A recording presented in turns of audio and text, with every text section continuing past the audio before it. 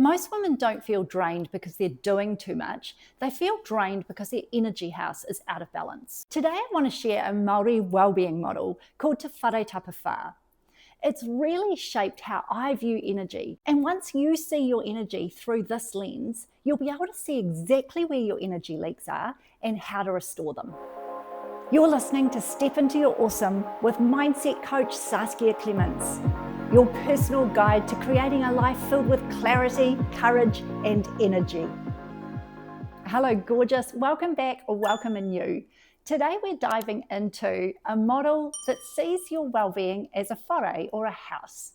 It has a foundation, whenua, which is the land, the roots, our place of belonging, and clearly 4 walls. If one of these walls weakens, the whole house wobbles.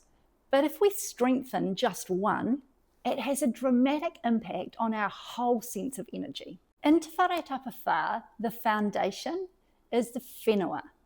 This is all about being grounded. It's how we feel our connection, our place of belonging, our sense of home. For me, it's all about the beach. It's no coincidence that where we live, we're 3 minutes drive in one direction to one beach, and you go 3 minutes drive the other way and we hit another beautiful beach. And throughout my adult life, I've found myself gravitating to living somewhere near the water. When I get to the beach, it's like an emotional and physical sigh all in one, where I feel a combination of instantly more calmed, more energized, and just more grounded. I also know that when I come back home after having been away on even the most amazing holiday, it's just a sense of just calm and contentment coming home. And for you, it might be coming home to your whole house or just your bedroom, your garden, your plants, nature, your environment or community or neighborhood. But it's really important to consider, what is this place of belonging, your roots, your foundation. And if it's not in place for you, that's okay.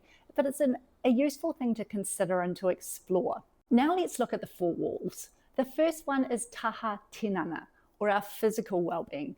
Now, look, this is not rocket science, is it? Most of us know that we need good nutrition, hydration, exercise or movement, good sleep and rest to actually fuel our physical energy tank or battery. But sometimes the knowledge is not enough and we can fall victim to the knowing doing gap. And so as we audit our physical energy and look at those different things from diet, exercise, sleep, etc., have a consideration as to what is fueling you and what is draining you. So one tip here is about focusing on the small things that can make big impacts and setting ourselves up for success.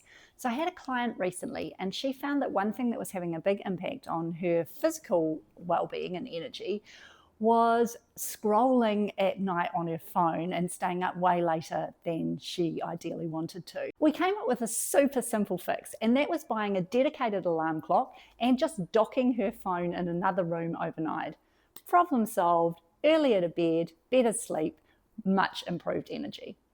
So it doesn't have to be difficult. Look for systems or strategies that really set you up for success. For example, you might decide to exercise with a friend because it's way more difficult to cancel on her than if you've just scheduled go for a run in your own calendar, for example. The second wall is taha hinenaro, your mental and emotional energy. Now let's look at the mental energy first. This is about where we're overburdening our prefrontal cortex or PFC. And the way we do that is by overburdening it with too much information, too much to remember. And what we want to do instead is to use some simple tools like lists. Rather than carrying everything in your head of all the to-dos, let's get it down on paper, particularly when that list is feeling super overwhelming. Also, systems to help you remember things like alarms. I've just set up multiple alarms on my phone that go off at all times of the day to remember different things, and it's really taken a load off my PFC. And the other piece that can really impact on our mental energy is our environment. I know for me right now, my desk has gotten a little bit out of control, and so I need to schedule some time aside so that I can clear the clutter, because then as I walk into my office, I will feel a natural lift in my energy. The other part with this wall or pillar is our emotional energy. We're talking about things like overthinking, replaying conversations, second guessing ourselves, procrastinating, perfectionism, all those mental or emotional loops that we can go on that just drain us of energy. What do we do about those? The very first thing is catching the fact that we're in one, and then bringing ourselves out of that back to what is actually going on. We can typically do this by reconnecting in with one of our other pillars, being our physical pillar. When did you last get some fresh air, or go for a walk, or take some time to just breathe and reset? Or maybe it's the relational pillar, which we're about to cover shortly. Phone a friend, connect with someone that you can talk it through with. The third wall is taha whānau, our relationships. Some people multiply our energy and others drain it. Now, the reality is that there are going to be some people that we just have to be around. We never have to be, we've always had choice. But we're talking here your colleagues, your family.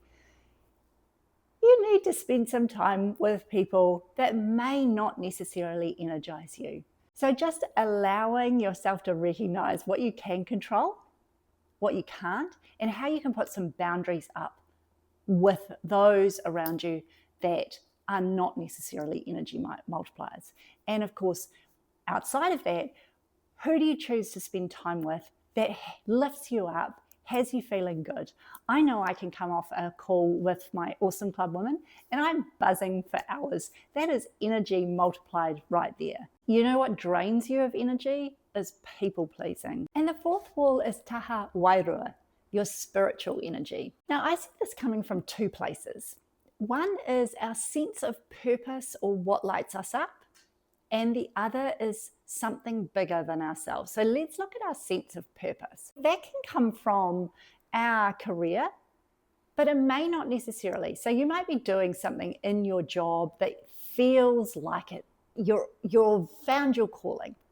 I know for me, I just love coaching. The times in my life where I've stepped away a little from coaching, I felt less inspired. I felt less like me and lost my spark a little. So coaching for me, I'm living on purpose. And I also find a sense of purpose through my newly found painting. I find when I do that, it really lights me up. The key here is finding for you what lights you up and what gives you a sense of meaning. The second piece around taha wairua is connecting with something bigger than yourself. So that might be nature, that might be religion, if you're religious, that might be volunteering or contributing or your community or something bigger than just you to give a sense of spiritual energy. So that's your whare: physical, mental and emotional, relational and spiritual. If one wall weakens, the whole house wobbles, but if you strengthen just one, your energy will really thank you. So my reflection point for you is which of your walls of your whare needs attention right now? We're not going for perfection here. We're going for a simple action step that you can take. Protecting your energy isn't selfish, it's essential, because where your energy goes, your life grows. And if you'd love accountability and inspiration to keep your whare strong, come join us inside the Awesome Club. Each month, you'll leave energized, connected, and armed with the next step to keep your life growing. Till next time, my lovely, keep stepping into your awesome because you are amazing.